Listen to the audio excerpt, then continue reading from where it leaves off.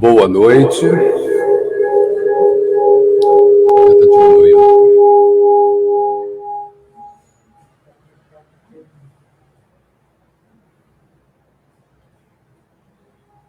Boa noite.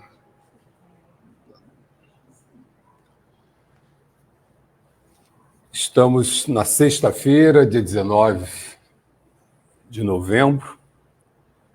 E até hoje achei interessante que, embora seja o dia da bandeira, né, pouco se ouviu falar da bandeira, né? Isso é mal. São valores importantes que precisam ser enaltecidos, né? A nossa bandeira, o símbolo do nosso país, da nossa nação, é uma questão importante, porque representa o nosso país no mundo todo. E no momento em que a gente não valoriza isso, os outros também não valorizam, e aí fica difícil, né? Mas vamos nós. Vamos só refletindo e seguindo a nossa caminhada. Hoje, sexta-feira, é dia da nossa reunião de irradiação e de estudo do Evangelho. Hoje nós vamos contar com a colaboração de um irmão querido dessa casa, que há muito tempo frequenta essa casa, fez parte da juventude dessa casa há um bom tempo atrás já não somos mais tão jovens assim, que é o João Roberto, da União Espírita Carlos Chagas. vai estar conosco aqui, conversando, trazendo o estudo do capítulo 21 do Evangelho. Ele está abrindo o capítulo 21 do Evangelho segundo o Espiritismo, cujo título é Haverá falsos cristos e falsos profetas. E o nosso irmão João vai conversar conosco. Boa noite, João. Boa noite, meus amigos. Tudo tranquilo? Maravilha, maravilha. Tudo de bom.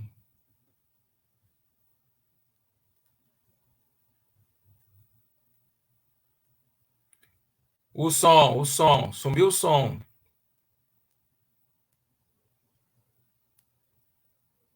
Seu áudio está fechado.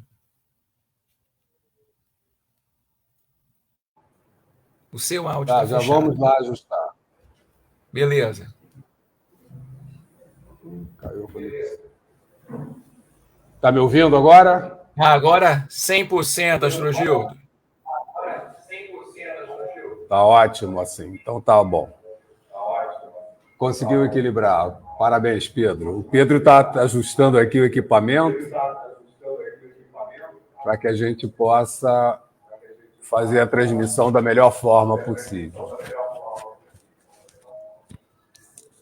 Bom, João, agradecemos o teu retorno à casa, né? Já tem um bom tempo que você não participa conosco.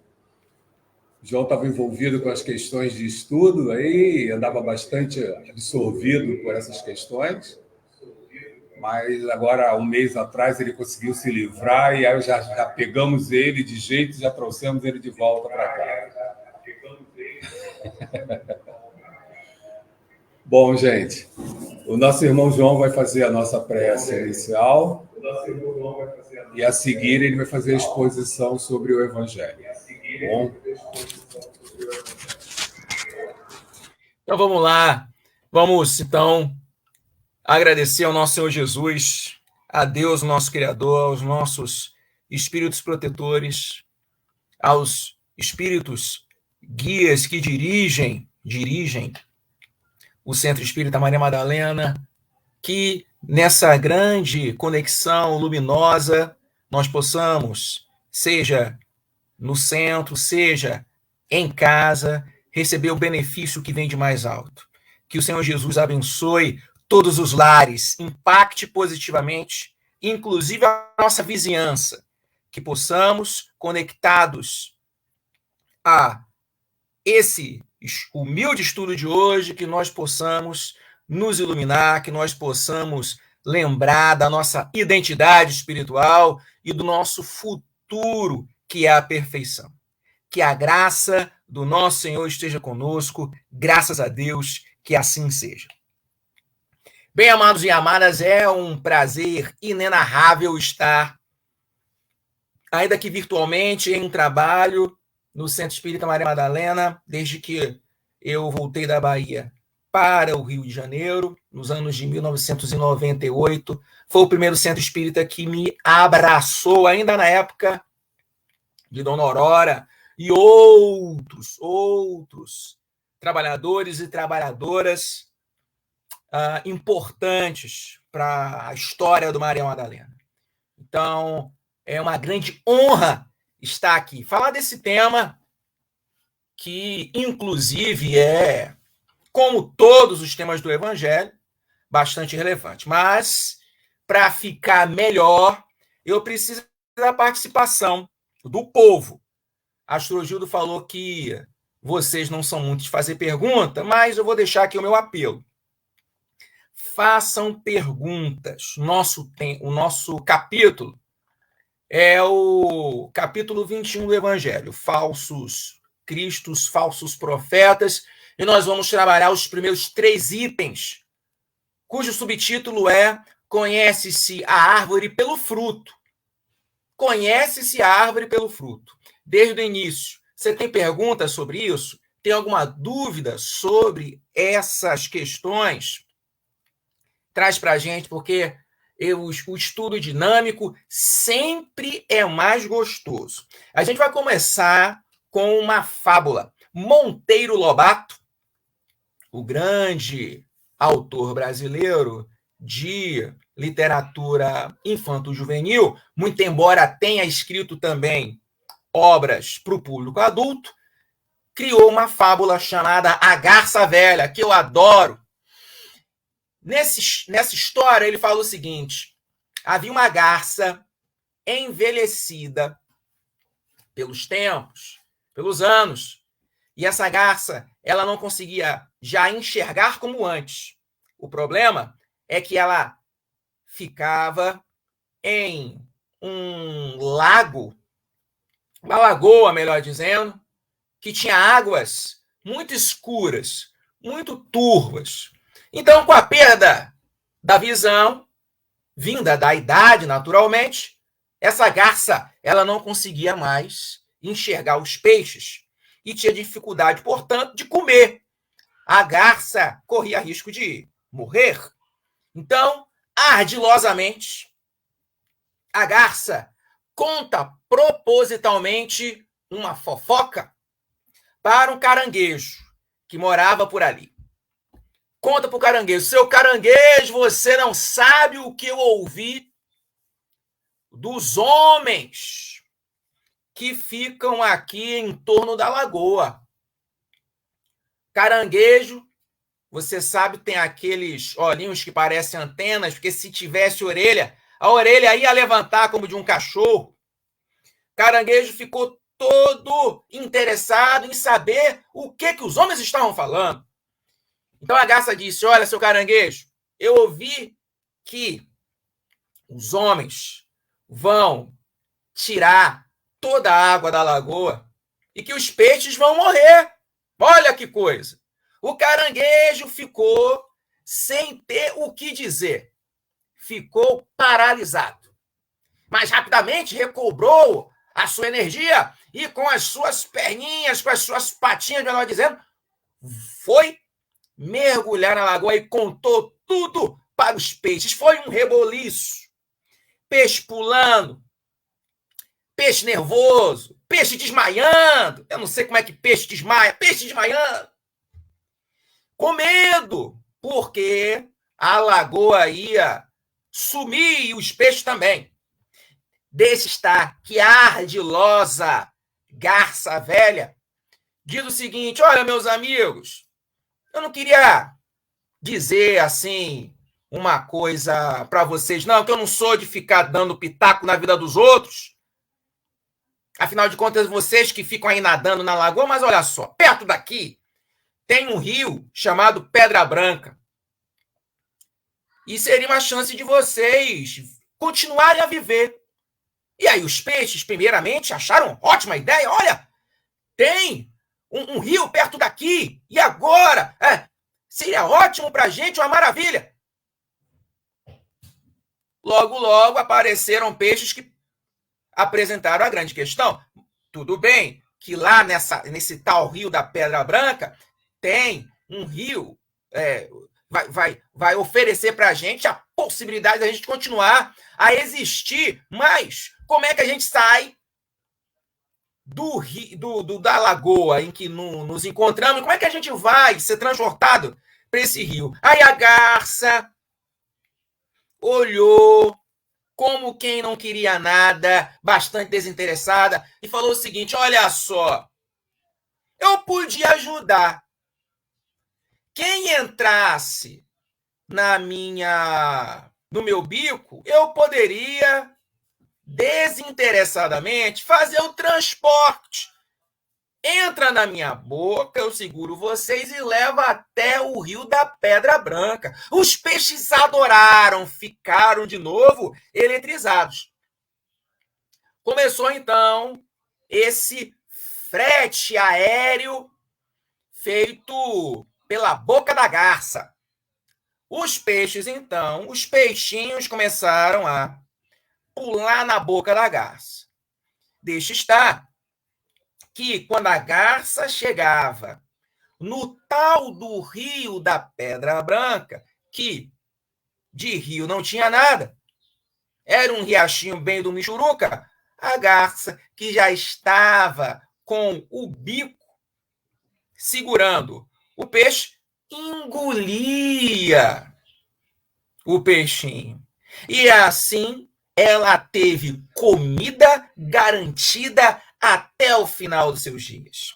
Trouxe essa fábula do Monteiro Lobato para ilustrar a ideia de falso profeta que o Espiritismo nos traz.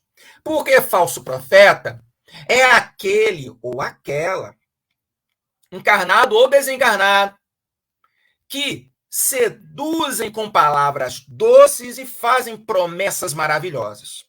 Buscam vítimas para explorar e dominar. Vão, então, identificar as fraquezas, as necessidades, as dores das pessoas e, como tubarões sentindo o cheiro de sangue no mar, vão até a sua presa. O falso profeta quer conquistar, precisa conquistar a nossa confiança, para só depois se aproveitar da gente. Por isso, não devemos jamais nos deixar levar pela aparência. Disse Jesus certa vez no Evangelho, sede mansos como as pombas e prudentes como as serpentes. É um ensinamento muito interessante. Dois animais são apresentados: a pomba, representando a mansidão, e a serpente, representando a sagacidade, a inteligência, a prudência. Nós precisamos ser mansos, ou seja, não violentos, não destrutivos, e ao mesmo tempo sermos sagazes, sermos capazes de perceber as falhas no discurso e na prática dos falsos profetas. Todo falso profeta, seja deste mundo ou do mundo espiritual, sempre se deixam revelar por falhas que inconscientemente realizam. Então, a gente precisa estar sempre atento. Vou fazer uma comparação. Moro em uma rua na qual todo sábado tem feira livre. E nas feiras livres, compramos verduras, frutas e legumes com critério. Não, a gente não pega qualquer item que o feirante colocou lá na sua barraca. Nós vamos olhar, nós vamos apalpar, tocar, para verificar se aquela melancia, se aquela maçã, se aquele pêssego, se aquela banana prata, banana d'água, banana da terra, está realmente em condições, se vale a pena comprar. É assim que nós fazemos. Porque a gente avalia, ou seja, nós damos valor a esses itens que estão sendo oferecidos para a gente na feira. Não é porque nos oferecem certas sugestões, ensinamentos, exemplos, que nós somos obrigados a aceitar. Precisamos sempre usar de juízo crítico. Crítica aqui não é falar mal, mas crítica aqui é no sentido de avaliar. Pensar com cuidado. Não se deixar levar pela emoção, pelo impulso. Não é porque a pessoa parece que sabe de um assunto que tudo que ela diz precisa ser automaticamente aceito. Precisamos sempre questionar. A doutrina dos espíritos é, antes de qualquer coisa, uma filosofia. E na filosofia nós aprendemos a duvidar, com o objetivo de separar joio de trigo. Você sabe, joio é aquilo que não presta para nada senão para ser queimado. E o trigo é a base do alimento. Guarda o trigo, separa do joio.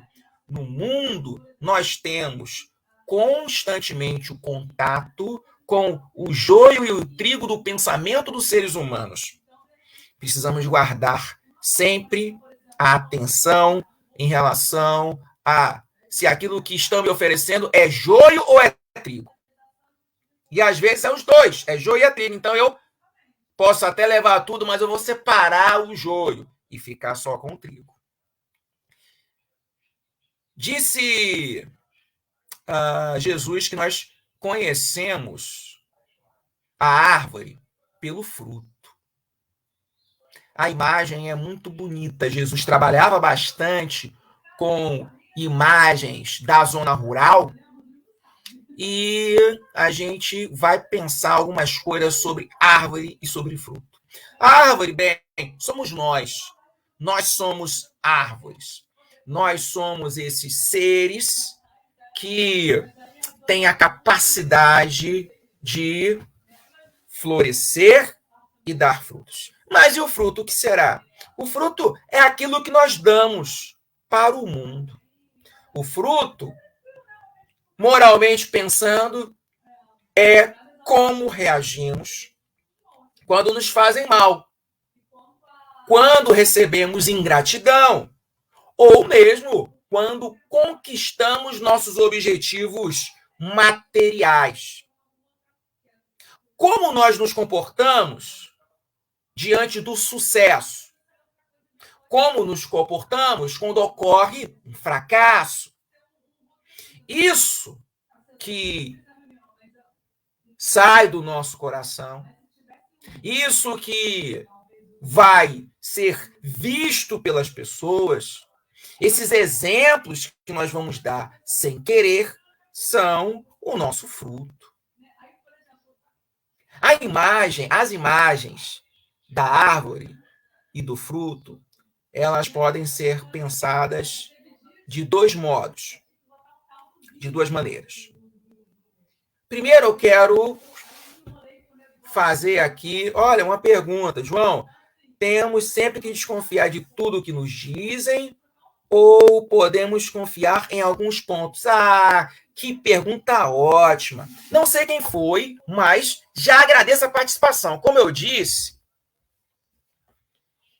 falar sozinho não é nada bom, porque eu preciso falar de coisas que sejam importantes para vocês que estão ouvindo. Olha a pergunta. Desconfiar de tudo, a gente precisa ter critério. Critério. Estar atento em relação às coisas. Não significa que a nossa postura deva ser a de pessoas que não acreditam em nada. Não é esse extremo. Existem dois extremos nesse sentido, né? Tem aquele que aceita qualquer coisa. Falou que espírito disse, aceita qualquer coisa, que a Terra é plana, que o mundo vai acabar em 2012, no passado, né? Há 10 anos atrás. E tem um outro extremo, que é o de duvidar de tudo. É o extremo cético. Vamos sair do extremo? Vamos sair do extremo e aprender com Kardec que nós precisamos sempre usar uma peneira, que é a peneira da razão, para sempre analisar aquilo que chega a gente. Porque, como eu disse, nos será oferecido joio e trigo. Então, a gente precisa estar atento. De novo, eu volto à imagem da feira. Eu acho que ela é muito boa. Feirante te ofereceu lá a laranja. Cabe a você olhar aquela laranja. Você escolher aquela laranja. Porque você corre o risco de, se você deixar o feirante fazer o saco da laranja para você, corre o risco de chegar uma podre. E vocês sabem que isso acontece. Então, vamos voltar lá, ó. A imagem... E eu quero mais pergunta, hein, gente? Quero mais pergunta. Se não for pergunta, pode ser um pensamento. Tá valendo. Então, olha só. Vou trabalhar com a imagem da árvore e do fruto de dois modos. Primeiro modo, o fruto do outro, da outra pessoa, revela a condição espiritual dela. Pensa bem. Não adianta você dizer que é uma pessoa pacífica se você grita com facilidade, explode com facilidade, não bate, não casa. O discurso de paciência e tranquilidade com explosões. Ou é uma coisa, ou é outra. A gente sabe que hipocrisia é quando alguém fala que é uma coisa e, na verdade, é outra. O exemplo clássico do evangelho de hipocrisia eram os fariseus, vestidos de branco, falando de Deus o tempo todo, decoravam as leis de Moisés e vomitavam para o povo cumprir essas leis ao pé da letra. A vida íntima, no entanto, era podre. Jesus comparou esse pessoal com túmulos. Por fora, brancos, por dentro, podres, carne apodrecida. Eram criaturas, os fariseus, moralmente apodrecidos. Então, a gente precisa pensar nessa questão da hipocrisia. Só que acontece também que, como nós não nos conhecemos, às vezes você acha que você é melhor do que na verdade você é. Isso não é hipocrisia. Isso é desconhecimento da sua condição espiritual. Quer um exemplo do evangelho muito interessante? É Pedro, nos momentos finais de Jesus, reunido enquanto ele estava dividindo o pão, dividindo o vinho, Jesus dizendo que eram os últimos momentos, na ceia da Páscoa, lembra? Jesus fala que ele vai morrer. E Pedro diz, olha, eu não vou deixar, eu estarei com o Senhor em todos os momentos. Em outras palavras, foi isso que Pedro disse. Mas, naquele momento, Pedro estava agindo de modo impulsivo, ele estava levado pelo coração, pela angústia, pelo medo do seu grande amigo morrer. E ele falou o que veio logo na batida do coração dele, ele colocou para fora, ele falou, eu não vou deixar, eu não vou te abandonar. Eis que Jesus diz, antes que o galo cante, você, Simão Pedro, vai me negar 3 vezes. Jesus conhecia o futuro. E conhecia o coração de Pedro. Pedro não conhecia o próprio coração. Pedro não foi hipócrita. Pedro não se conhecia. E acontece da gente, às vezes, ser como um fariseu, que é fingido que é hipócrita, e às vezes é como esse Pedro, que se desconhece. E qual é uma maneira da gente se conhecer, gente?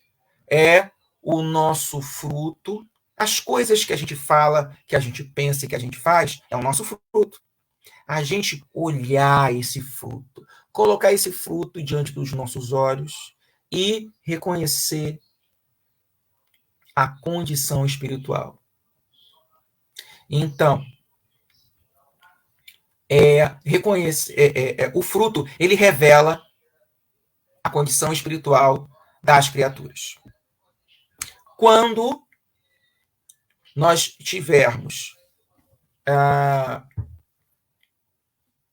ações de ingratidão, de grosseria, de falar mal do outro, de preguiça, isso revela a condição espiritual da outra pessoa.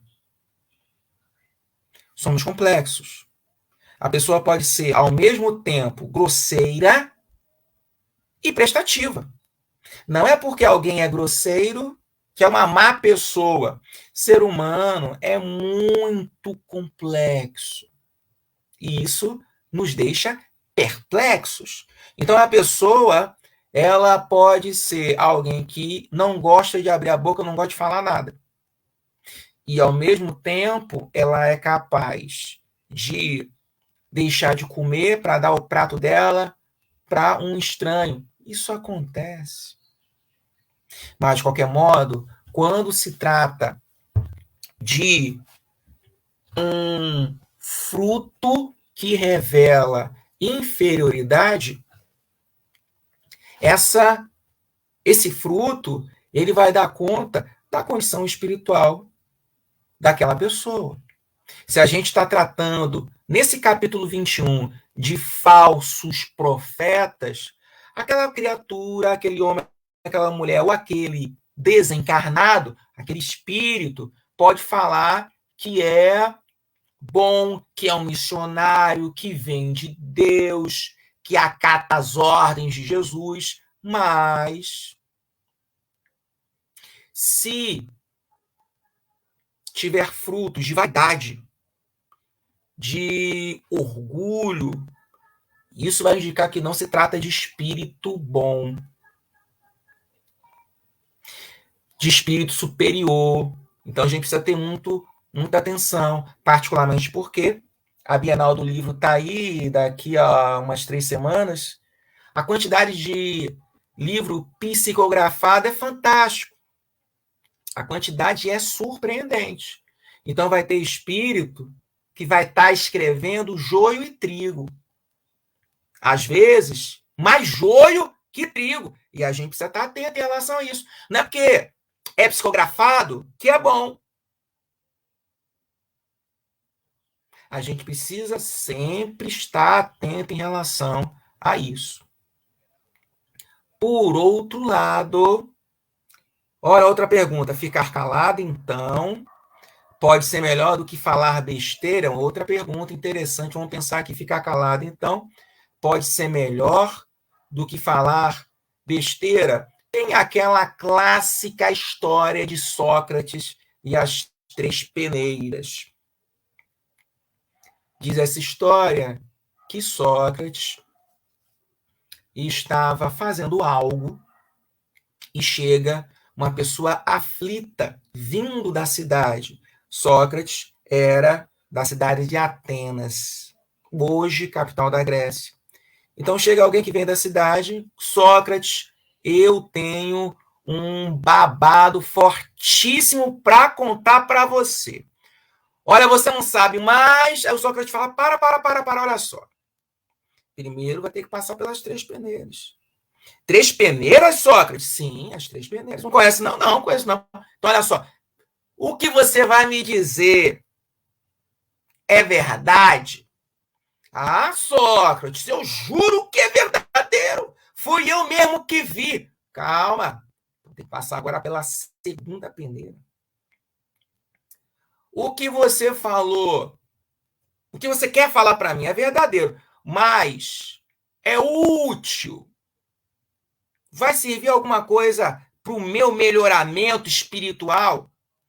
Aí o moço falou assim, sem tanta decisão, sem tanto entusiasmo. Olha só, que eu acho que até é útil para você. Aí Sócrates falou, então tem a 3ª peneira. Você já disse que o que você quer me dizer é verdadeiro. Já falou que é útil, mas eu preciso saber se é bom. O que você tem para mim é bom. Aí o moço falou, só que dessa vez eu não vou contar, não. Essa história das 3 peneiras fala para a gente sobre o cuidado que a gente tem que ter ao falar e ao ouvir. No caso, Sócrates não estava interessado naquilo que não fosse nem verdadeiro, nem bom, nem justo. Ele não quer perder tempo com isso. E ele ensina a pessoa que foi falar para ele que, se não for o assunto nem verdadeiro, nem bom, nem justo, melhor não passar para frente. Então, tá aí uma coisa para a gente pensar em relação ao nosso silêncio. É preciso lembrar que no Evangelho, Jesus silencia várias vezes. Jesus era, ao mesmo tempo, o Espírito puro, portanto, aquele que sabia tudo que uma criatura de Deus pode saber, Jesus sabia. Mas Jesus não era impulsivo para falar. Às vezes, o Evangelho narra que os apóstolos estão a ponto de sair no tapa e Jesus não abre a boca. Quando Jesus vai ser levado no seu processo de condenação, é levado pelos judeus para Pilatos, e Pilatos pergunta: que é a verdade? Isso está no Evangelho de João. Jesus se cala. Mas não era para o Espírito puro falar o que é a verdade? Jesus se cala. Então, mesmo sabendo de uma coisa, às vezes, a prudência, lembra lá da imagem da serpente, Jesus falou que é para ser manso como a pomba, prudente como a serpente. Às vezes a prudência te aconselha a não falar nada. Então vamos voltar agora. Eu estava falando... Mais perguntas aí, gente, mais perguntas. Estava falando sobre a imagem da árvore e do fruto. A árvore representa a gente, o fruto é o que a gente dá para o mundo. Tem um modo de avaliar que é quando o fruto diz para mim sobre a condição espiritual da outra pessoa que está me ensinando, que está dizendo o que eu tenho que fazer, está dizendo o que eu tenho que ser, que está avaliando a minha vida, que diz que só quer o meu bem. Calma aí. O fruto dessa pessoa vai dizer quem, na verdade, ela é. A gente aprende lá, tanto no livro dos médiuns, quanto em A Gênese, segundo o Espiritismo, esses dois livros básicos de Kardec, que existe a obsessão por fascinação. O que é obsessão por fascinação? É aquela que Kardec diz que é a mais difícil, que é quando o espírito ele convence de tal modo o médium de que é uma pessoa especial, que afasta o médium do seu grupo espírita para dominar totalmente o médium. Esse espírito, as pessoas que não estão obsediadas identificam que tem algum problema, que esse espírito ele não é superior a nada, que os frutos desse espírito revelam outra coisa. E o obsediado vai precisar, em algum momento, abrir os olhos para poder começar o tratamento para se afastar desse espírito. Sempre o fruto revela quem somos. E aí a gente vai para um segundo modo de pensar essa imagem de Jesus, árvore e fruto, que é quando o fruto mostra a nossa condição espiritual. Santo Agostinho, em O Livro dos Espíritos, diz para a gente que nós precisamos parar para conhecer a nós mesmos. Santo Agostinho lembra Sócrates, que disse: homem, conhece-te a ti mesmo. Na verdade, Sócrates lê essa frase do templo de Apolo, templo da época da Grécia Antiga, do templo de Apolo, tinha essa inscrição: homem, conhece-te a ti mesmo. Não é de Sócrates, ele passa para frente essa sabedoria. O Santo Agostinho diz que essa é a melhor maneira que tem para a gente vencer as nossas tentações, para a gente se desmaterializar, é a gente se conhecer. E uma das maneiras de se conhecer é a gente olhar para os nossos próprios frutos. Esse é o coração da psicoterapia.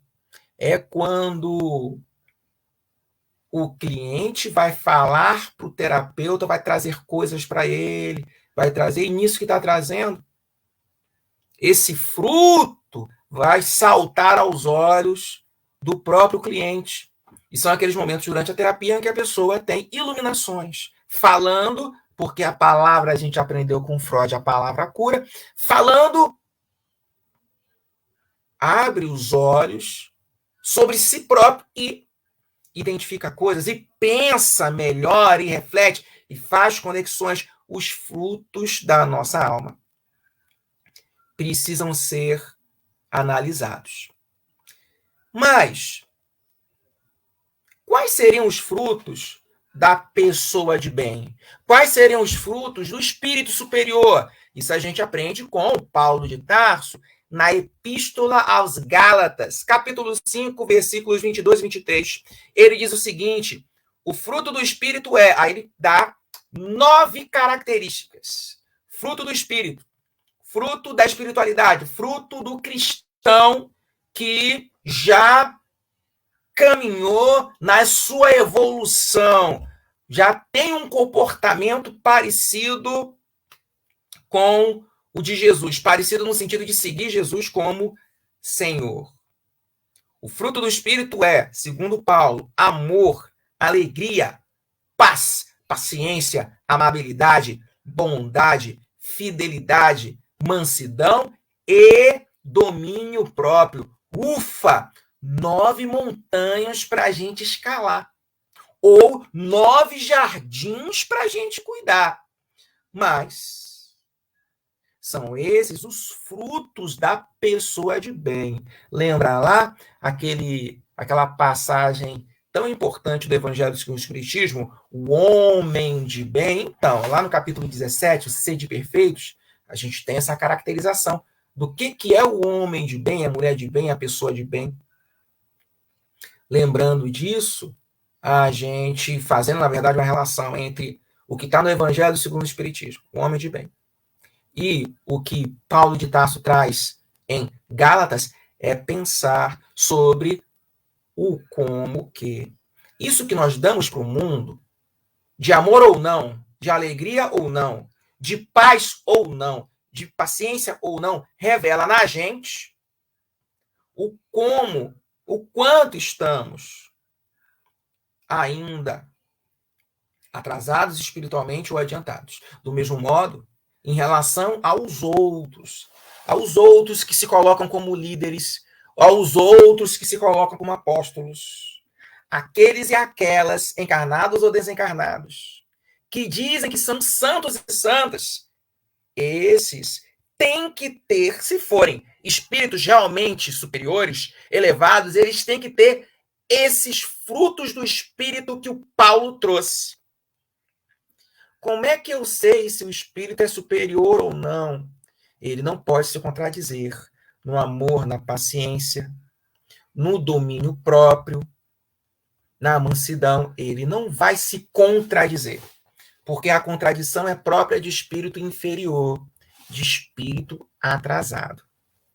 Pastor Gildo, entra aí, meu amigo, e diz quanto tempo eu tenho. Olha, a Cida está fazendo uma pergunta. Conheço várias pessoas religiosas de várias religiões que pregam uma coisa e praticam outra. Isso é hipocrisia, não é? Olha, eu gosto muito dessa questão. Cida Menezes, eu agradeço por você trazer. De novo eu falo, tem uma diferença, Cida, e amigos e amigas, entre hipocrisia, que é quando eu sei que eu não sou e eu quero parecer outra coisa. Vamos tentar dar um exemplo mais palpável em relação a isso? Então, hipocrisia, vamos pensar aqui agora. Hipocrisia é o seguinte: hipocrisia seria eu criticar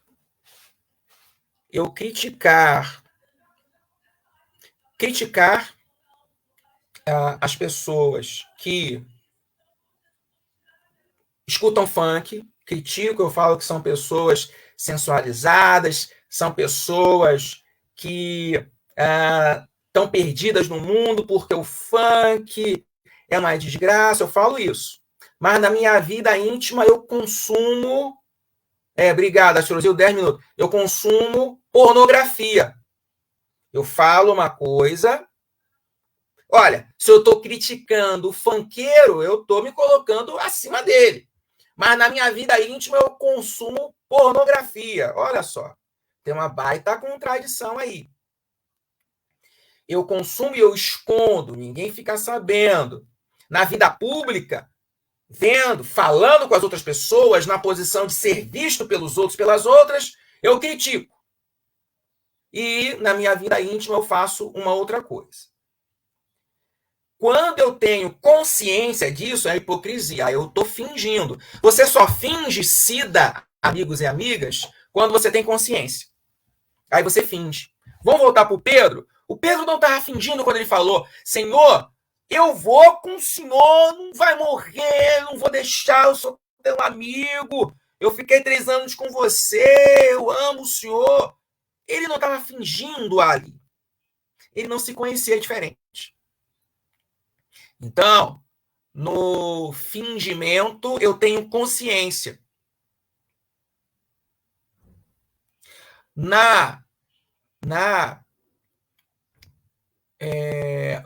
No desconhecimento, na ignorância de quem somos, eu falo uma coisa e eu não me dou conta que eu faço essa coisa.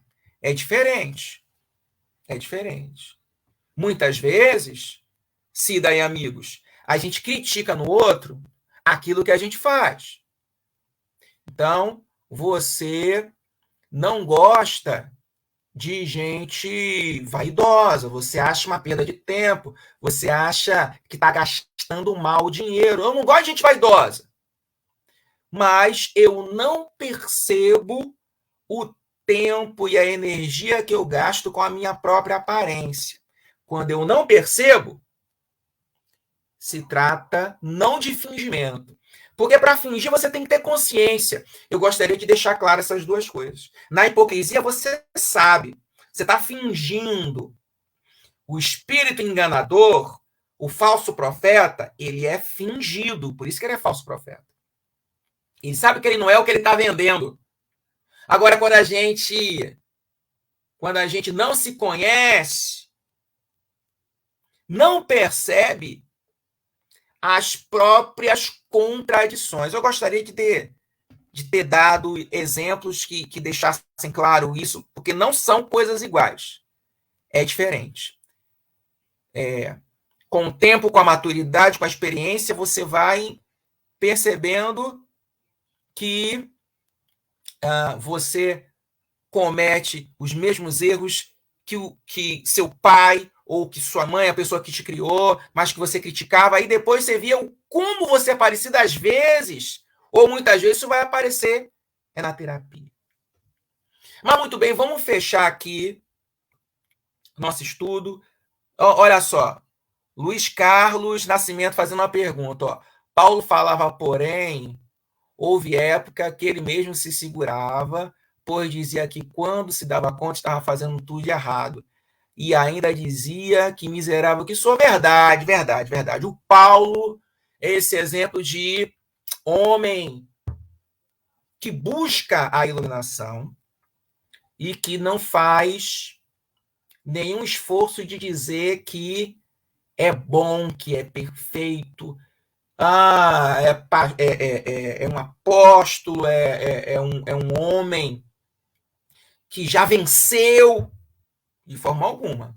Nas cartas a gente vê essa fragilidade do Paulo que toca a gente, porque você se conecta com Paulo quando ele deixa claro como é difícil ele se regenerar, se reeducar, se transformar. Uma coisa é o Paulo Santo, que foi construído historicamente depois. A outra coisa é o Paulo, homem contraditório, que tem como grande mérito a obra e o esforço de melhoria. Como o nosso querido Luiz, muito obrigado pela colaboração, colocou aí, o Paulo era esse que estava na luta, se transformando, dizendo para a gente, olha, é muito difícil, eu estou aqui na luta, mas... Uma das frases clássicas dele, né? mais ou menos assim que eu esqueci, mas a ideia era essa. Olha, na fraqueza eu me fortaleço. Na minha fraqueza espiritual, esse espinho que eu tenho cravado na carne, é nesse momento que eu me aproximo mais de Jesus, que a conexão fica mais forte. Amados e amadas, a gente estudou então os 3 primeiros itens do capítulo 21, 1, 2 e 3. Conhece-se a árvore pelo fruto. A gente falou aqui sobre como que o falso profeta ele se aproveita das nossas fraquezas, das nossas carências, das nossas necessidades para nos seduzir. E a gente precisa estar muito atento, sendo manso como as pombas, prudente como as serpentes, para separar o que é realmente de Deus e o que é interesse pessoal desse espírito que quer dominar a gente, que quer seduzir, que quer enganar a gente. Nesse sentido, o grande método para a gente saber com quem estamos lidando é avaliar o fruto. O fruto revela o quê? Revela, como Paulo nos deu a dica no capítulo 5 de Gálatas, está revelando amor, alegria, paciência, amabilidade, porque senão espírito superior não é. Ok? Eram essas as humildes contribuições que eu separei para a noite de hoje. Espero ter sido claro, espero ter sido um momento agradável para vocês, tanto quanto foi para mim. Astrogildo, é contigo.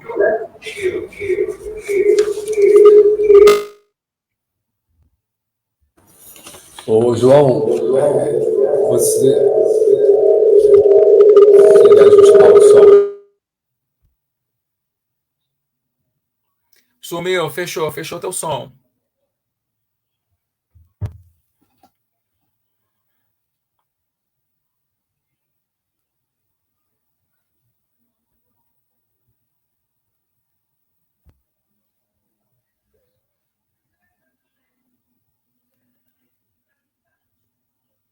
Técnico.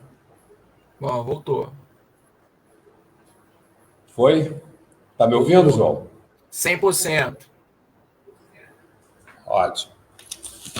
Então, João, você foi bem claro, porque nós estamos começando esse capítulo, né? E ainda vamos conversar muito sobre essa questão, mas você colocou de forma muito didática e muito legal para a gente, né? A questão das 3 peneiras, né? Propostas por Sócrates, né? Vamos ver se realmente é verdade, se é útil, né? Essa é uma questão, né? Se a gente parar um pouquinho para pensar, a primeira logo, né, é verdade. A gente verifica se é verdade. Olha a questão das fake news aí, né?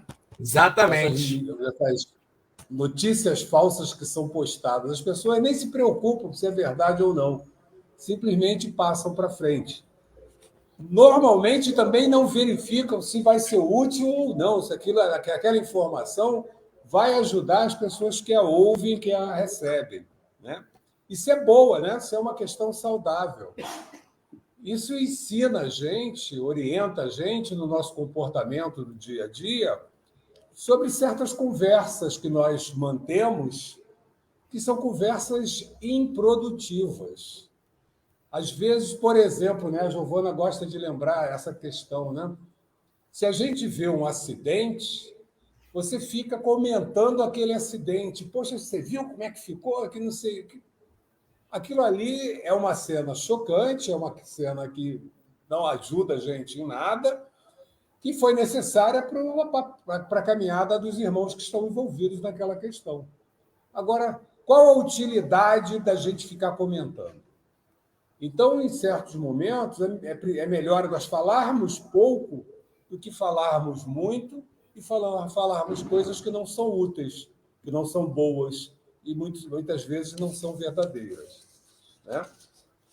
A proposta também que está escrita no Templo do Apolo, né, do Conhece-te a ti mesmo, é uma questão fundamental para a gente, né? O João abordou que nós nos enganamos, e é verdade. O nosso sistema de proteção, ele tenta dizer para a gente que nós somos melhores do que somos de verdade. Então, esconde da gente uma série de coisas que nós temos e somos.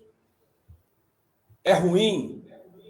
Sim, é ruim, porque algumas delas são negativas, mas fazem parte do nosso processo de evolução. Nós fomos criados simples e ignorantes. Estamos numa caminhada longa para nos tornarmos espíritos puros. Então, olha a distância disso. É uma caminhada longa, nós não estamos prontos. Nós estamos construindo esse espírito com sabedoria, com uma inteligência, o espírito capaz de amar igual a Jesus. Então, falta para a gente mesmo. Então, nós temos que reconhecer a nossa condição atual de espíritos em processo de busca dessa perfeição, né? Eu não gosto de repetir que nós somos espíritos imperfeitos, porque a gente afirma que somos imperfeitos. Nós estamos imperfeitos. Nós estamos no momento ainda de imperfeição. Não seremos sempre imperfeitos. Vamos nos trabalhando para cada vez mais nos afastarmos dessa imperfeição e nos aproximarmos da perfeição. Eu queria te fazer uma perguntinha, João. Opa, vamos lá. Essa caminhada é longa. A leitura do capítulo 17, O Homem de Bem, nos ajuda a identificar em nós quem somos? Ajuda a gente no sentido de o homem de bem é um modelo. É um modelo daquele ser humano que já conseguiu avançar bastante. Quando você vê esse modelo e compara com o seu comportamento, você tem ali um norte, você tem uma orientação. Kardec coloca vários pequenos parágrafos com características. E aí você vai vendo o quanto você está próximo desse modelo em algum quesito, como você está mais longe, e na medida de orientação faz com que a gente, na dúvida, tenha ali uma sugestão de para onde caminhar. Muitas vezes a gente está no breu completo, aí precisa de uma referência. Eu me lembro de um amigo que é o Ricardo Marques, que na época era do AEFA, lá em Higienópolis, e em uma palestra dele, ele disse, o Ricardo era na época da Marinha Mercante, e ele falou que um mergulhador disse que quando a pessoa está em águas profundas e totalmente escuras, um macete é abrir a boca e soltar uma bolha de ar. E você segue a bolha de ar. Segue a bolha de ar. E aí o Ricardo disse o seguinte, mas imagina, você tá no breu completo, solta a bolha de ar e a bolha vai para o teu pé. E você pensa, eu tô nadando, soltei a bolha, é para ir mais para baixo ainda? Porque você tá sem orientação. Mas como você tá de cabeça para baixo em relação à superfície, você joga a bolha, solta a bolha e acha que no breu total você está indo mais para baixo. Não, você está indo para cima. Então, referência para a gente. O Homem de Bem é esse texto que é um norte para a gente ter noção, não é para ficar triste de perceber o quanto você está longe do modelo, mas como, graças a Deus, o Espiritismo é uma doutrina de progresso, a gente sabe que hoje estamos melhores do que há 200 anos, Estamos melhores do que há 500 anos. Estamos melhores do que no tempo que a gente escravizava outras pessoas. Estamos melhores do que no tempo que estuprávamos mulheres sem nenhuma crise de consciência, que a gente vendia criança. Já mudamos, gente. A gente já mudou. A gente já mudou. Então, daqui a 200 anos, estaremos melhores. Mas isso não vem automaticamente. É preciso esforço. Quanto mais a gente se esforçar, mais fácil vai ser para a gente poder avançar espiritualmente. Ótimo, João. Era essa a minha dúvida. Você sanou-a totalmente com essa tua explicação. Que ótimo.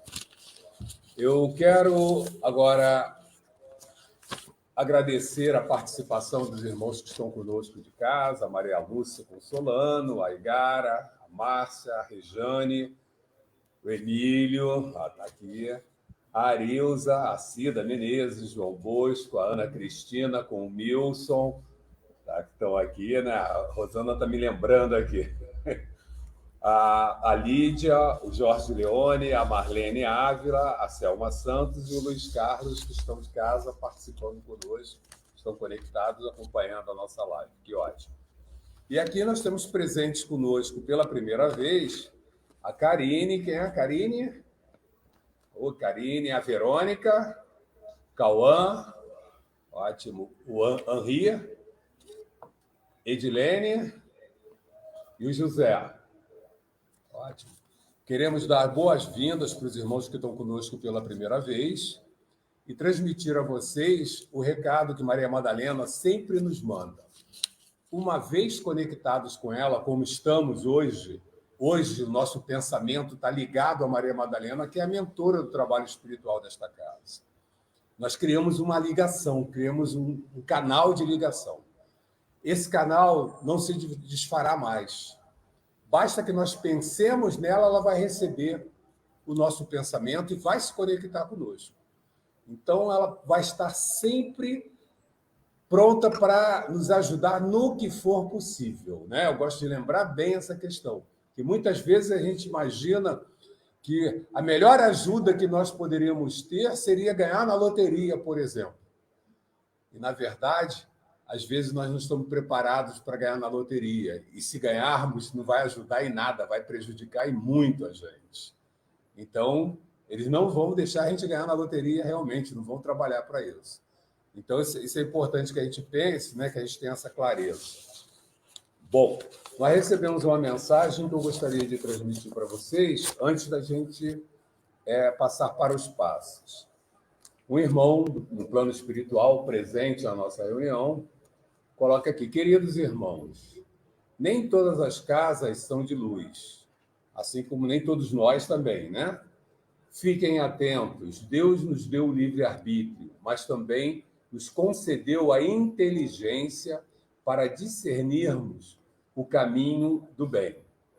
Em alguns momentos somos frágeis nos caminhos de pedras que passamos. Mesmo assim, não deveríamos sair do caminho da luz. Deus é nosso Pai de amor e misericórdia. Assim, confiemos nos seus ensinamentos, botando na frente.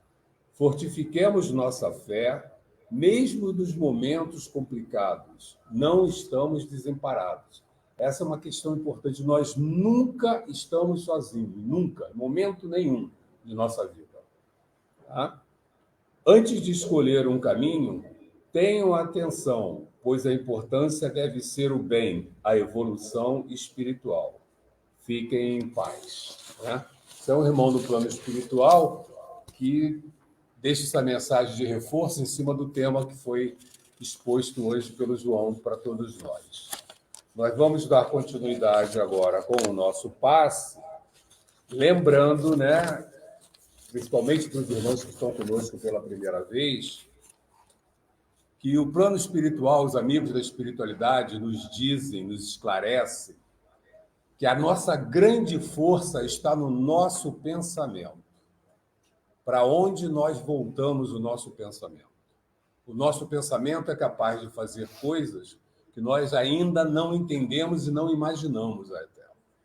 Então, no momento em que vocês chegaram a esta casa, os amigos no plano espiritual já estão acompanhando vocês. No momento em que vocês se concentram e pensam em alguma coisa, esse pensamento está sendo captado por esses irmãos, que já está cuidando de cada um de vocês de acordo com a necessidade e com as possibilidades de cada um de nós. Né? De vocês, não, de nós. Tá? Então, o passe, como normalmente é feito, com o médium na frente, fazendo a imposição de mãos e tal, em função da pandemia, não pode ser feito por causa da proximidade. O que não tira o efeito do passe, porque ele está sendo feito, na verdade, pelos espíritos que já estão cuidando de vocês. Então, a nossa irmã Giovana vai fazer uma prece agora, e no momento da nossa prece, cada um de nós vai estar recebendo o passe. Então, concentre-se, pense nas questões de vocês, pense nas necessidades de vocês, pense nas pessoas que vocês gostariam que estivessem junto recebendo esse passe, e é isso que vai estar acontecendo durante esse momento. Tá entendido? Tudo bem?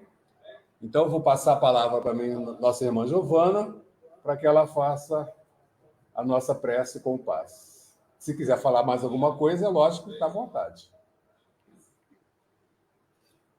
Apenas convocar todos os nossos irmãos, os presentes e os sintonizados através de tecnologia,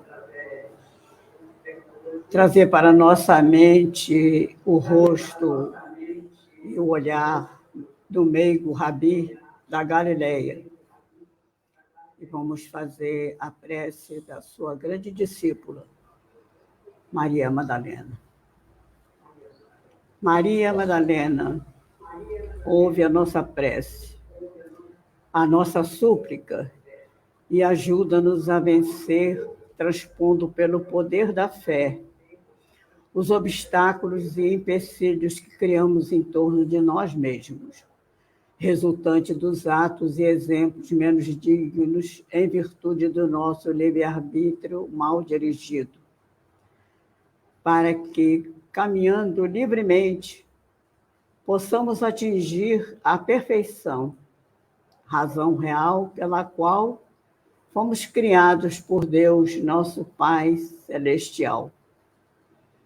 Anjo bendito de Jesus, assim como acolheste os filhos teus irmãos no sofrimento e procuraste os infortunados, aliviando-lhes as perdas da alma e do corpo, assim como amparaste teus irmãos aleijados e leprosos da alma, suplicamos amparo e amor. Dá, Maria Madalena, que nós possamos sentir como sentistes, o poder imenso da fé, da coragem e da resignação diante dos sofrimentos, cuja causa bem o sabemos, por mão dos erros do passado e até mesmo do presente. Bendito anjo de Jesus, não te pedimos a supressão dos nossos sofrimentos físicos ou morais. Não queremos transportar para os teus níveos ombros o fardo pesado das nossas faltas.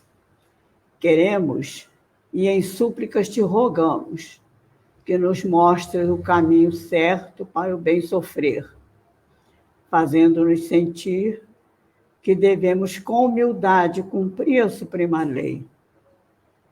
Sabemos que é infinita a perfeição da justiça de Deus nosso Pai, mas sabemos também que é bem maior a sua misericórdia.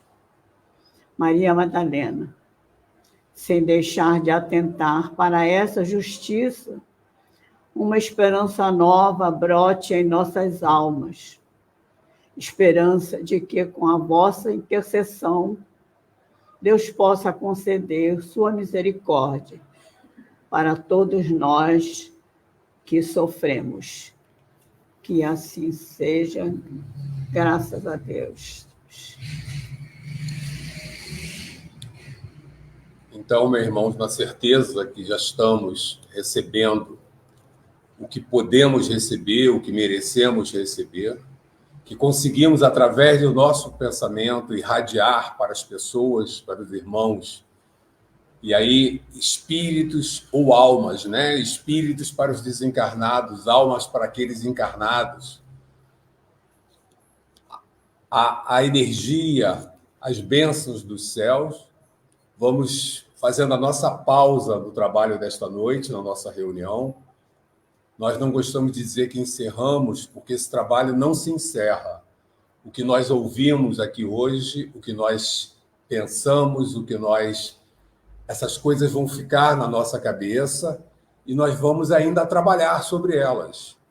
E quanto mais nós refletirmos sobre elas, mais a espiritualidade vai se aproximar de nós, porque através do nosso pensamento nós elevamos a nossa energia e permite que a espiritualidade veja que nós estamos buscando a luz.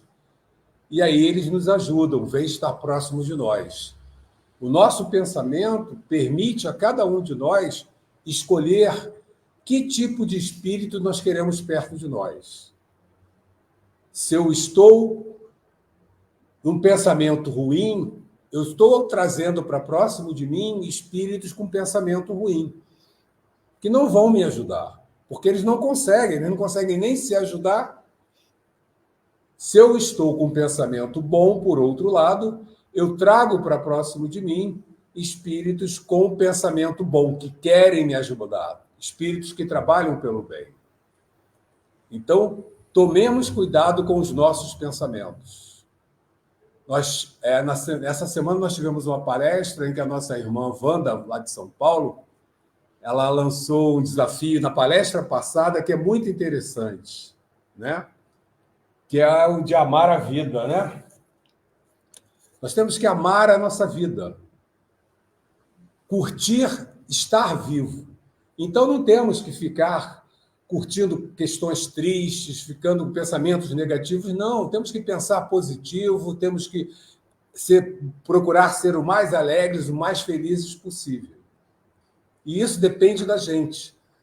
É lógico, vamos ter momentos difíceis em que vamos nos sentir frágeis, sem dúvida nenhuma. Mas nessas horas, façamos uma prece, peçamos ao nosso anjo da guarda, peçamos a Jesus, peçamos aos bons espíritos, peçamos a Maria Madalena que nos ajudem a encontrar forças e coragem para prosseguirmos na nossa caminhada. A nossa caminhada ainda é longa, mas estamos sempre amparados. Uma boa noite para todos, agradecemos a presença de vocês.